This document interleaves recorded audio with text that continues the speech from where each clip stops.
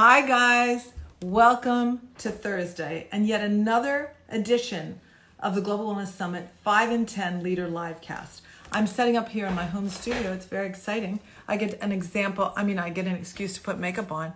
So we're going to do Leader Livecast. And my partner Darlene has told me how to pin this, but I never do it. So I'm trying. I'm trying to pin. Does it pin? I need a lesson in pinning. Oh well, there it is. Thank you all for joining. Today is so very special. I feel like crying. I get to revisit with an amazing man, Martin Palmer. He's a scholar, a theologian, environmentalist, an author, a broadcaster, and an advisor to the royal family, to the World Wildlife Fund, to the UN, and even the Pope.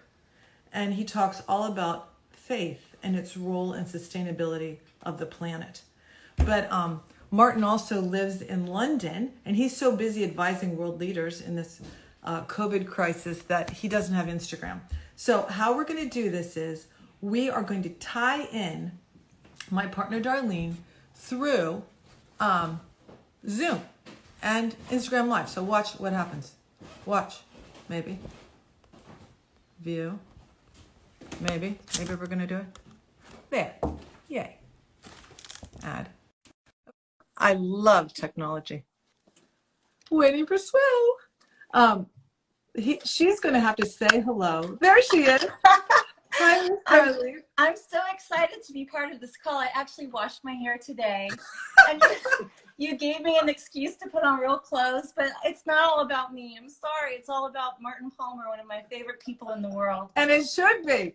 Yes. I was just bragging about you bawling in the background when I interviewed him for the podcast. It was so inspirational. Every time I hear him speak, I bawl. So hopefully today, it's only 10 minutes. There's not much time. So maybe today I can hold it together. But yeah.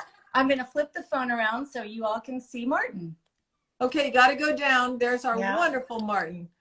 Martin, I know you can't see. Hi, I know you can't see me directly, but I remember when I saw you after our interview. I've been bragging about you for the past couple minutes, so you don't have to bear with all that. But when I saw you in the lobby of the hotel after our interview the next day, I said, Martin, guess what? I think even if we never see each other again, we're going to be best friends. But who knew I would be able to see you again? So here you are. It's a delight, an absolute delight. And now listen, I was going to tell people that you were the keynote speaker at one of the keynotes at the summit. And I had met you before, and you're just one of the many speakers. And then all of a sudden, the whole audience started bawling. And then you come into our podcast room, and we laughed, we cried, Darlene sobbed, and it was too much. So episode 19, everybody has to Google Global Wellness Summit podcast and listen to the whole thing where we dish on the royal family, and we talk about so many other important things, don't we? Well, we did have rather a lot of fun, I have to say. Yeah, well, fun is important. Now listen, we only have 10 minutes. So this is what's so depressing. I may cheat and break the rules, big surprise, and go a little bit over. But let's jump right in with the first question, Mr. Palmer. When did you first realize that the COVID-19 event might be more serious than you first thought?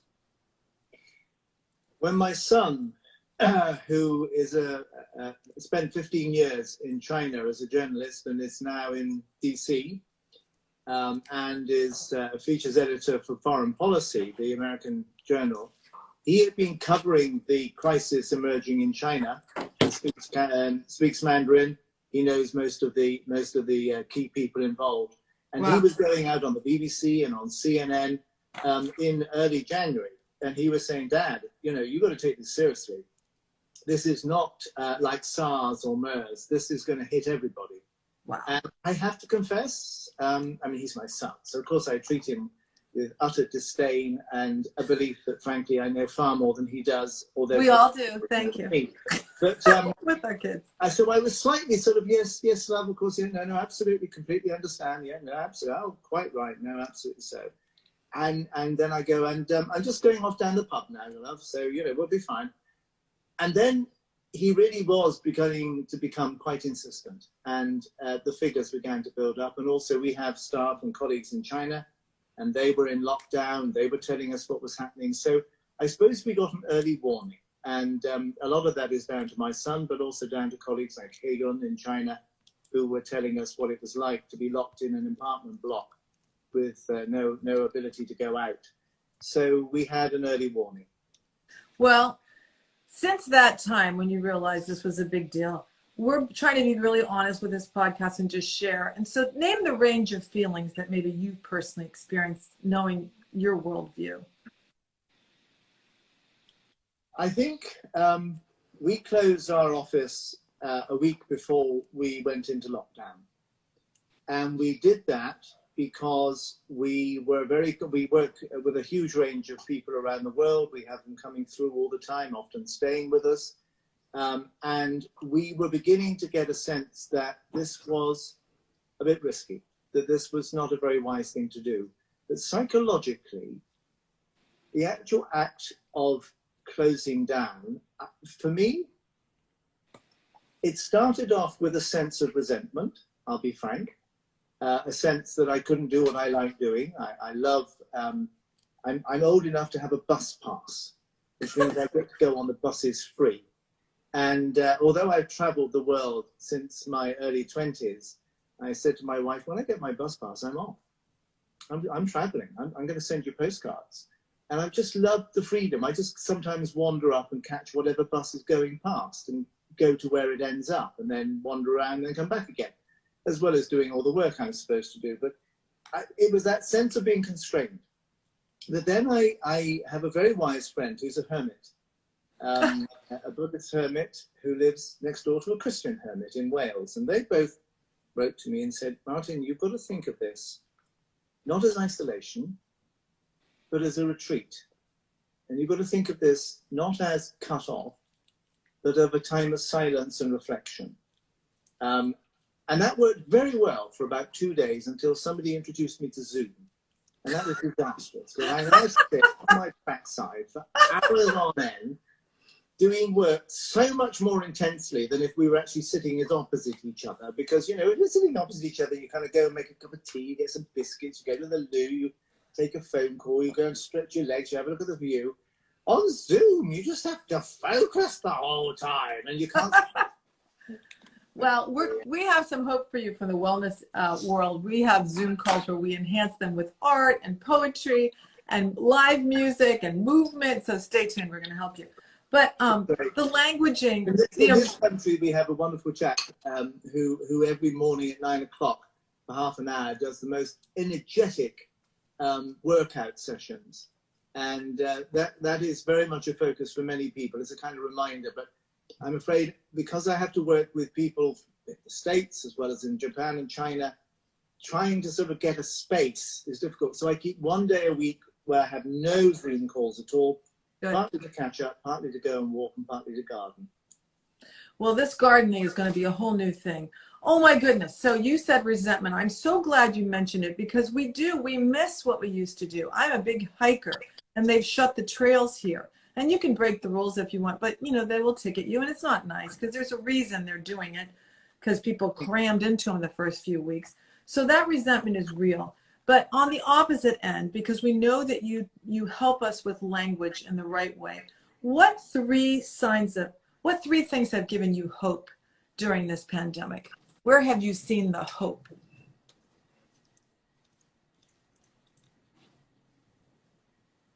It's just gone 8 o'clock here in the UK. And at 8 o'clock every Thursday night, we come out of our houses with saucepans, bells, trumpets, anything that makes a terrible noise. Bagpipes are very popular in certain parts of Scotland. And we make a cacophonous noise. We clap, we shout, we cheer, because that's to celebrate the National Health Service, who are saving our lives and who are putting their lives at risk. And it began as a thank you to the health service, to our doctors and our nurses. And it still is such a thing, but it is also the most extraordinary communal event. And it's just becoming more and more noisy and fun and full of strange instruments being dug up from the bottom of cellars and God knows where else. So I love that. I think what we're recovering is a sense of the importance of local. We're discovering our neighbours in ways that many people did not know them. And on the whole, although there are some unfortunate incidents, on the whole, it is a good experience. I think we're also rediscovering what it is not to be quite so busy. And how you can actually, I mean, for some people, it's quite threatening to go back and find yourself. But we don't really have much option. We do have to find ourselves. We do have to find something within us that previously we might have found by going to a bar or a restaurant or a shop or a show or anything like that, or just socializing for the sake of it. And I mean, certainly our phone bill has gone through the roof because we're ringing up family, we're ringing up friends, we're having long chats. We're saying, well, no, why don't we, you have this thing of a cocktail hour, we have a cocktail hour. So tomorrow night with some dear friends in the Netherlands, we will all gather around our Zoom and we will have cocktails together and we will tell stories. And I've also rediscovered my love of telling stories. I have grandchildren I can't see down in Cornwall. And so their mother said, Dad, would you record some of your stories of You the Archer? Now, You the Archer was a character I invented for my daughter, which is a fusion of various Chinese myths and legends. And so I've started recording, my wife has started recording me just telling sort of 10, 15-minute stories about You the Archer that go down to our grandchildren. Now they've gone out to families in the Netherlands, they've gone out to families around here. And I'm just discovering the joy of making up stories in which all sorts of characters who are real have to be brought in and woven into this story about You the Archer, who lived long, long ago in ancient China and used to have to deal with the dreadful Mongols who ride their horses backwards and fire their arrows. And it's just the sheer fun of storytelling again, which I do a lot of in a formal sense, but actually the joy of telling it for your own children or for other people's children. And it's just spreading out. It's quite extraordinary. So lots of things I've discovered about myself and reminded about myself, but also I do see huge acts of generosity. We just had a character here. He's going to be 100 at the end of this month. He's an old soldier, and he has walked, using his walking frame, round his garden 100 times. Yep. In that process, he started off by saying, would anybody sponsor me? And a few people said they would. He's now raised £12 million for the nurses and doctors. Not just by walking around his garden 100 times at the age of 99, 11 months and 14 days. He was on NPR here yesterday. That's fantastic. I think it had me crying this morning when I heard that story. Martin, he was on the radio here, and you remind me of so many things. Your storytelling. I remember when my son was in grade school, we had a speaker for parent education, and she said, read to your children, read to them. She said, it is ancient. So this storytelling, it's who we are. You said on your workshop for the Global Wellness Summit that we're a narrative species. So if you want to change the world, tell a story. I have to move on. Absolutely. And I think the Queen gave a message, a very powerful message 2 weeks ago, where she spoke to the nation. She's only done this on 4 previous occasions when we've had crises. And she's reigned for 65 years. And in her speech, she said something I think which is so important. She said, we are the generation who will be able to tell the stories of what we did during the coronavirus crisis and how we defeated it together. I think it's that thing. I grew up with a generation of heroes. My father's generation, they'd fought the Second World War. Mm-hmm. They had defeated Nazism. They had confronted evil. They'd overcome it, and they'd done it collectively. And there was a lot of talk about whether our generation could do such a thing. Our time, our people now. Well, we've shown we can. And as the Queen said, we will all have our stories to tell. We will all have our trials and tribulations, our losses, but we will also have a sense that actually deep within us, deep within almost everybody, there is a reserve of fundamental goodness. Well, it's a joy to see it. Our neighbors are starting gardens, and one of the moms said to me today, don't forget to allot for giving to people who won't have. Whatever we grow, we must share. And when would you have heard that from an entrepreneur, first out of the gate? So it's a wonderful thing. Now, I think all your Zoom calls are involved in this, Martin. So help us with something you've done as a scholar and influencer, someone people turn to. What have you done that might be an example? And it's not about you, right? It's about what we can learn and be inspired from. What action do you think you've taken to help people through this pandemic? Okay, well, my major work is working with the major religions on environmental issues, but especially also on where they put their investments. Because the faiths have got the power financially and in terms of core values to completely redirect the way in which investment and business is undertaken. And we have had endless calls from people saying, what do I do now? How can we make sure that we don't just fall back into business as usual? Because if we do, this is going to hit us again and again and again. So what we've been doing is linking all sorts of groups. So, for example, my own faith, the Church of England, has made a commitment that it will move its investments into only environmentally and sustainable investing. And so we've linked them up with, for example, the Shinto in Japan, who are saying, what can we do? And we're saying, well, listen to what the Church of England is saying. And then the Vatican came to us, and the Pope has actually asked me to be an advisor to him on the post-COVID world and how that could be shaped. And I'm saying, well, okay, that's very nice. But let me tell you about the program in the United States amongst synagogues of community-supported agriculture, which is where synagogues, and this has been going on for quite a few years, synagogues will adopt a local farm and they will invest in that farm. They will put money in return for produce. And so in a good year, let's say they've put in, a family have put in $2,000 and they've asked particularly to have plums. If it's a bumper year, they're going to have more plums than they know what to do with. And they probably end up being sick and tired of plums. However, in a bad year, they might only get 7. But the farmer does not suffer. The farmer has a guaranteed income that is guaranteed by a religious community out of faith conviction that the generosity, if you like, the gifts of finance that they have been given by God should be shared with those who need it most. And the farming community will come out of this badly hammered. So we've been encouraging the Catholic Church to take up ideas from the Jews about how to support local farmers by, in a sense, investing in next year's crop.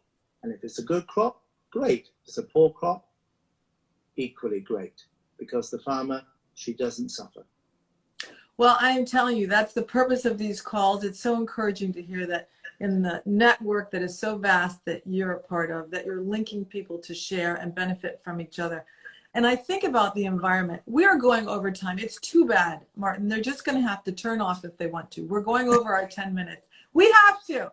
But, do you know, I was in the podcast, we had interviewed an Indian man, one of the major businessmen in India that did so much for electric cars and solar power and whatever.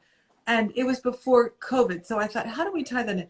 And then I thought about the earth taking a deep breath right now. And I read that a scholar from, I believe it was Stanford, an environmental scientist, said that when the pollution, the satellite pictures are over China after this 2-month shutdown, the difference in the pollution is so profound. It's like orange and brown thick air and then crystal clear air.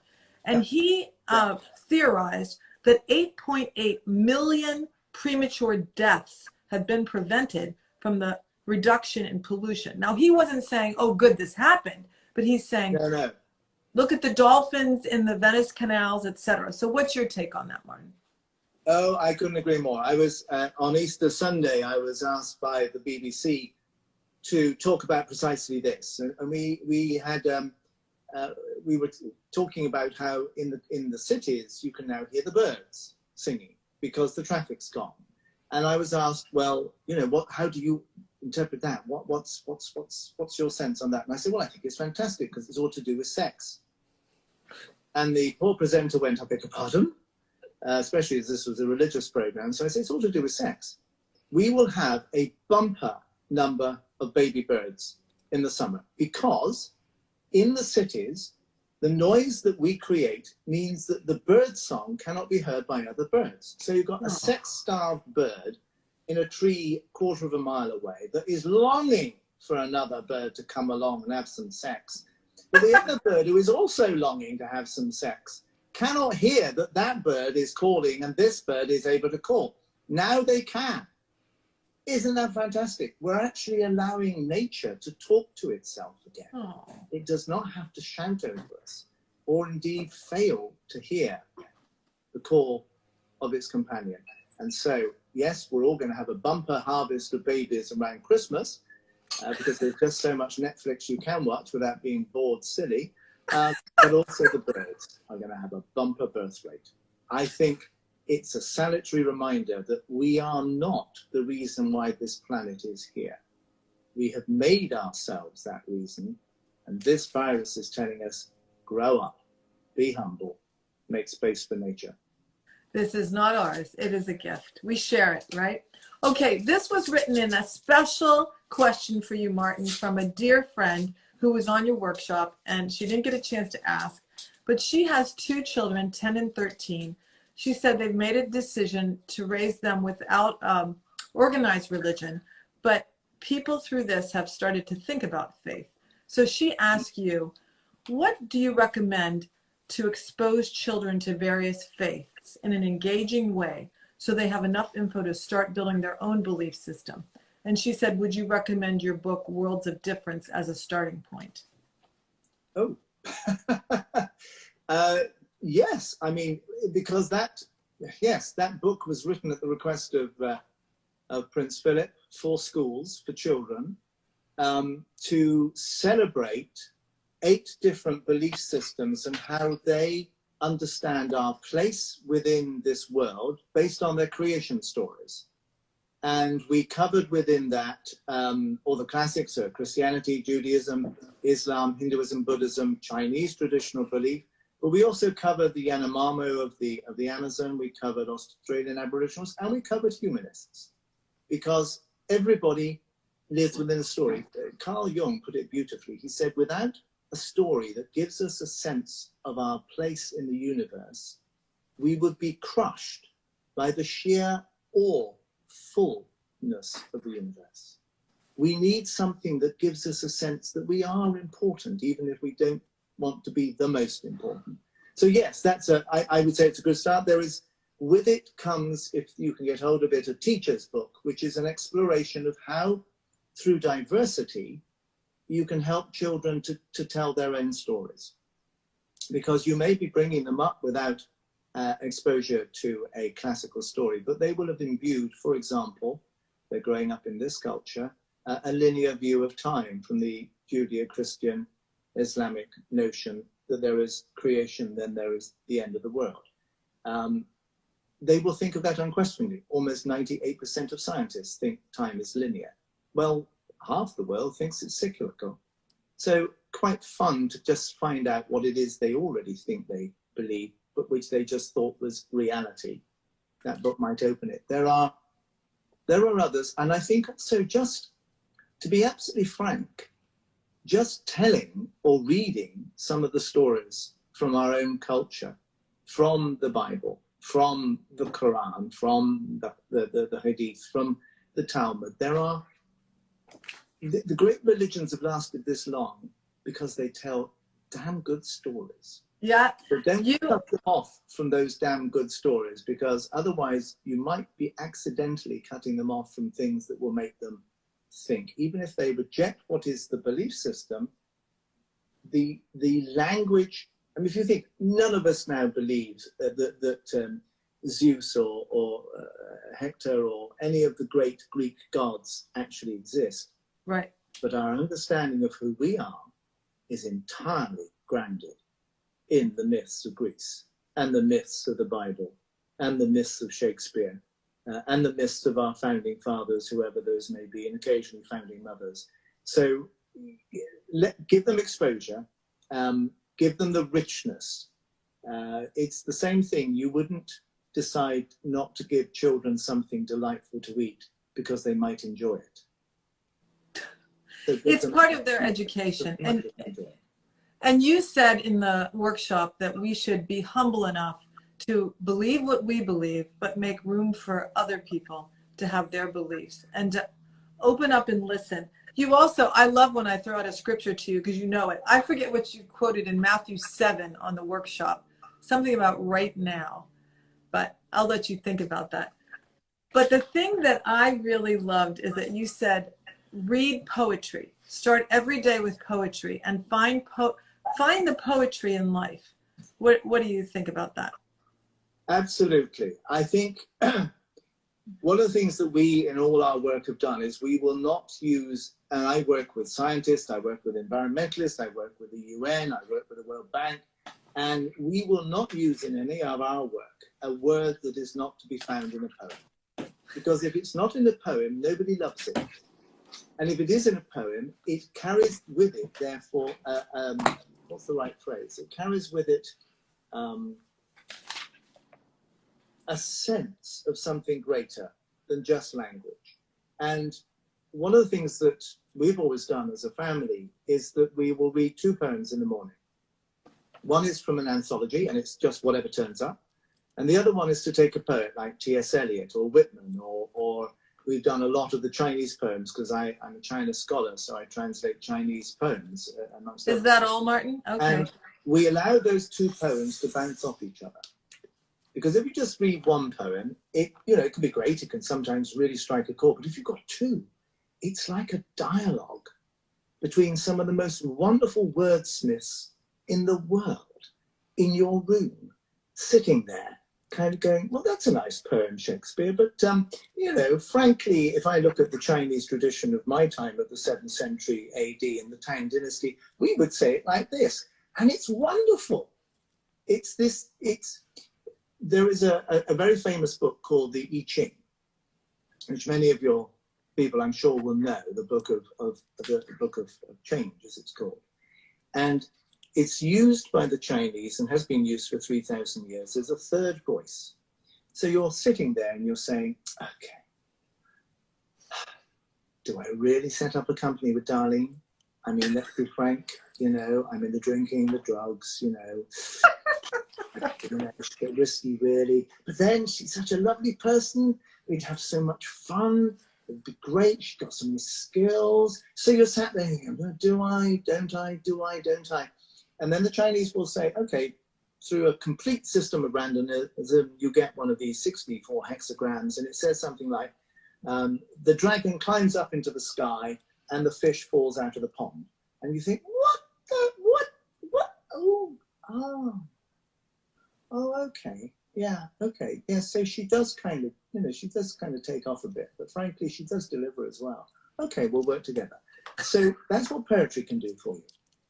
Well, listen, I want to go beyond where you got to discover what it is that you probably always knew but didn't have language for. Sorry, darling, I do apologize for a slight character assassination there, but you were just sitting there along with the dog. It was very tempting. She needs to be included. Her poor arm must be sore holding the phone up to Zoom. But listen, Martin, we have broken the rules so much and gone way beyond our 5 and 10. I think we did like 7 and 30. But you know what? I want to say something. We may be fangirls, Darlene and I, but I want to tell you that when we look back on the time of COVID and we look at all the things we did to get through it, I'm so glad that we were able to spend some time with you, Martin Palmer, because you do help us get through it. You share wisdoms. We all need it. And we send you a virtual hug, and soon we'll be able to do it in person, okay? I look forward to that enormously, and thank you. It's been an absolute joy, as always. Thank you so much, and God bless. Okay, see you on episode 19 of the Global Wellness Summit. And keep zooming, Martin. You're helping us. I'll do my best. One day I might even be able to use whatever it is that you're using. Instagram. That's not quite the right. Is that the right word? Yeah. I got the right word. Oh God. Instagram. Yeah, we'll help you. Don't you dare worry. By the wrong name, according to my colleagues. There will. Darlene, thank you very much for putting up with my Ludditism. Take care. All the very best. It Bye. was worth it. See you. Bye, Martin.